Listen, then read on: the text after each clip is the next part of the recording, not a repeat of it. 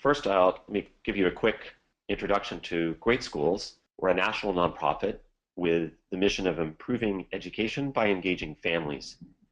And we work in two areas. One is providing school information to help families both choose schools and hold schools accountable or be involved in school improvement. And then secondly, we provide information and tools to families to help them support their child's educational success. So what we're going to talk about today is primarily the first. We're going to share some of our lessons earned over the last 15 years or so about how to present and engage the public and families with consumer-friendly school information. Starting here with the first slide, why do we care about consumer-friendly school information? Well, for starters, we might want to help families choose the right schools for their kids. Both families who live locally as well as families moving into the community we serve.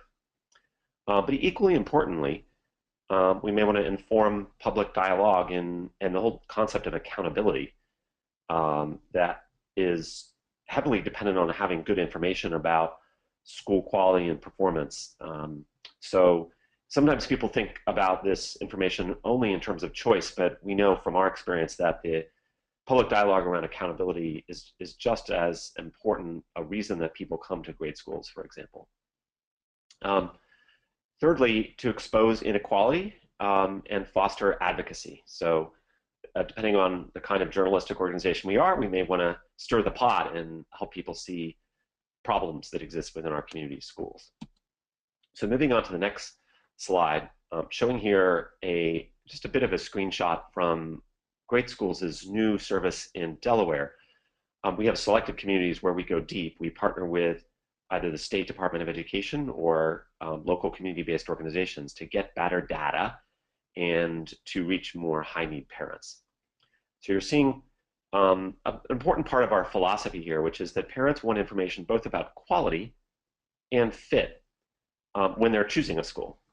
So the quality side of things could be how students perform on assessments or graduation rates or indicators of safety. You know, it's always better to have more safety than less safety, or higher performance in general is viewed as better. However, a fit covers things like, you know, does this school have a robust sports program because my child really cares about that. It's very important to my middle schooler.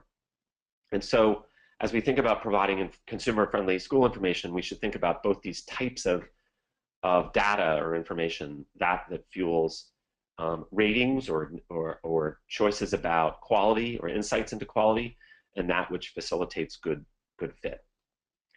So moving on to the next slide here, data and qualitative information are both relevant to this enterprise, particularly the choosing side of things. So you see here how we present data in Delaware, for example, about the percentage of students who are proficient or advanced on the state's assessment system. But equally important for a parent looking for that right school for their child, insights into what sorts of programs the school offers, in this case, arts. And we find actually that the qualitative descriptive information is about as important as the hard data. The next slide here illustrates how there are two kinds of qualitative information. As we were just looking at, there's the description of the program of that school. So you see here a list of AP courses on the bottom of this slide. But then at the top, there's a review here. And these reviews are another kind of qualitative information that's essential to foster good choices. It's also a kind of community accountability mechanism. Parents, and very much so educators, read these comments and they use these comments to help them make school choices, but also it's their public reputation. And sometimes a stinging comment from a parent at a school can make an educator, could get the attention of an educator more than a poor data point. So thinking about how we provide both these types of qualitative information is very much in our minds here at GreatSchools. Then the next slide shows an example innovation in data. So it's long-standing that state departments of education and newspapers provide tables in lots of rows, lots of columns of data about schools. But I think it's important these days to pay attention to how that data is visualized so as to make points about, that really matter to families. So in this case, you're seeing a high school in Delaware, an example of a high school in Delaware on the GreatSchools Delaware site. And you're seeing how this particular school sends kids, or how it, for every 100 kids who enter ninth grade, 96 graduate from high school, which is quite a lot better than the state average for high school graduation. 69% enter college, and 42% continue in college beyond the first year, compared to the state average of 31. This is really, this kind of information we know from research is very much valued by families. And the point here I'd like to make is that a few well-chosen graphics can be worth many, many rows and columns of data. In fact, it's maybe that's not going far enough. A few well-chosen graphics based on good data can be much more valuable than many, many rows and columns of data about schools. Next slide here, making the point that mobile is critical. So we're looking at the same chart, but we're viewing it through the lens of the mobile device. I think most journalists are very attuned to this these days, but in the case of GreatSchools, for example, half of the usage of our site is mobile. So if you're not designing from the get-go for mobile consumption of that information, you're missing the boat. Next slide here.